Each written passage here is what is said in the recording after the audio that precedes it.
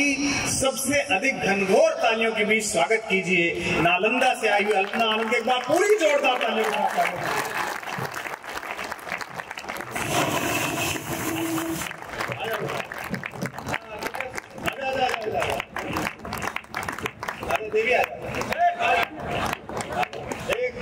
क्या डरी हुई आराम से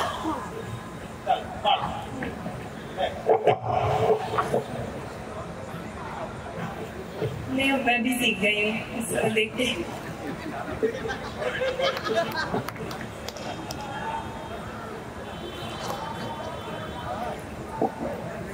अपने खेतों में मेहनत के पसीने को सहेज कर मिठास उगाने वाली इस धरती को प्रणाम करती हूँ।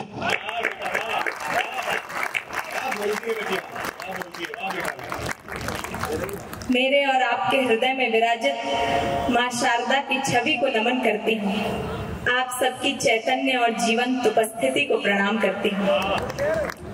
पंच परमेष्ठी प्रचार समिति और डिजिटल खिड़की के सम्मिलित उद्यम से आज का यह कार्यक्रम इतनी सुंदर शाम, इतना समृद्ध मंच सजाया गया है और जिनके होने से इस मंच पर समृद्धि और श्री है, उन युग कवि, युग वक्ता, राम कथा मर्मज्ञ आदरणीय डॉक्टर कुमार विश्वास जी के चरणों में प्रणाम करती हूँ।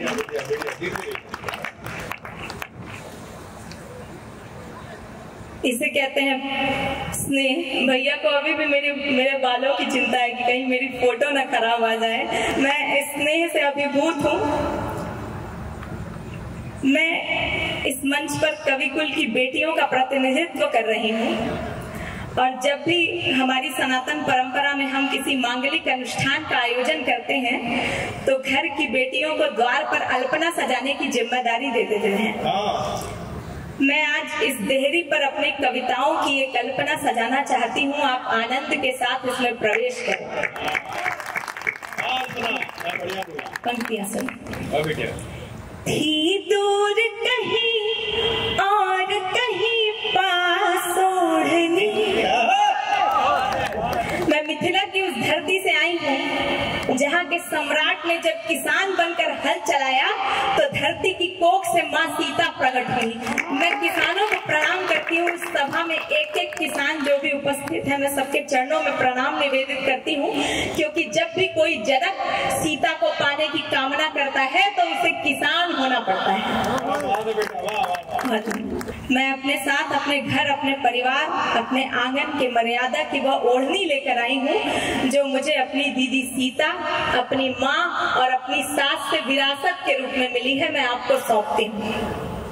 थी दूर कहीं और कहीं पास ओढ़नी, हंसती कहीं उदास ओढ़नी। थी दूर कहीं और कहीं पास ओढ़नी, हंसती कहीं कहीं कहीं उदास ओढ़नी। एक गांठ प्रेम की जब बन गई तो फिर बनी बनवास कहीं और कहीं रास ओढ़नी। बनवास कहीं और कहीं रास ओढ़नी। भीगी थी मगर अब बनी गुलाल ओढ़नी। ये 52वां बड़ौत का ऐतिहासिक अखिल भारतीय विराट कवि सम्मेलन को हम सब जी रहे हैं। सर ने जैसा कहा कि वो 38 साल से लगातार यहाँ आ रहे हैं, तो मैं आपके प्रेम को प्रणाम करती हूँ, जिस प्रेम ने उस विराट व्यक्तित्व को इस मंच तक खींचा है, जिसके मिलियंस में फॉलोअर हैं, जिसके देश विदेश में कार्यक्रम होते हैं। मैं आपके प्रेम को नमन करती हूँ, क्योंकि आपके प्रेम ने ये सिद्ध कर दिया है कि प्रेम अगर प्रबल हो तो लोकप्रियताएं उस पर बलिहारी हो जाती हैं।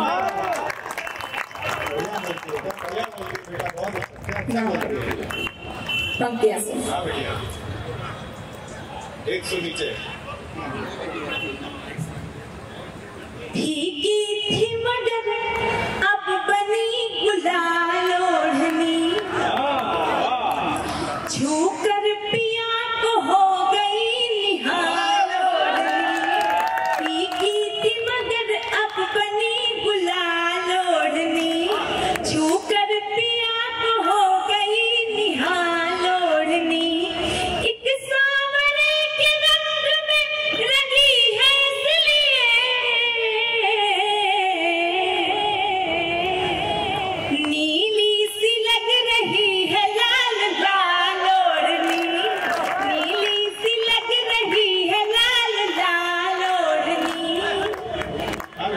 बहुत अच्छे। माँ यमुना के जल से अभिसिंचित इस धरती पर खड़ी है, मैं इसको प्रेम क्या सुनाऊंगी। ये प्रेम और माधुर्य का पर्यायवाची है। मैं पंक्तियां निवेदित करती हूँ। बहुत अच्छा भैया। थोड़ा समान थोड़ा मनहार ओढ़नी, तकरार जरा और जरा प्यार ओढ़नी। थोड़ा समान थोड़ा मनहार ओढ़नी, तकरार जरा और जरा प्यार ओढ़नी। कान्हा ने उड़ाई जो शीश पे तो हो गई,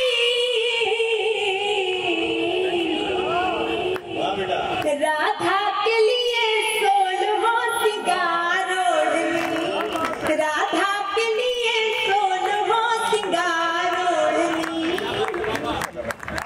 और मैं मिथिला से आई हूँ। मेरा और भगवती सीता का मायका एक ही स्थान पर है। मैं अपने आप को बहुत भाग्यशाली अनुभव कर रही हूँ। और हमारे मिथिला में भैरवी पूजन की परंपरा है, जिसमें माँ को लाल चुनरी चढ़ाई जाती है। लेकिन जब मैं अभी जन्माष्टमी गुजरी है, मैं बाकी बिहारी जी के दर्शन करने गई, वहाँ मैंने पाया कि राधा रानी का पट नीला है। तो मुझे बड़ी जिज्ञासा हुई। मैंने आदरणीय सर से कहा, पूछा कि इसका कारण क्या है। तो जो मुझे उत्तर मिला है एक मुक्तक के रूप में, बहुत अच्छी बात है, आपको सौंपती हूँ। बहुत अच्छा कड़ा। बतला रही है मन के सभी हाल ओढ़नी,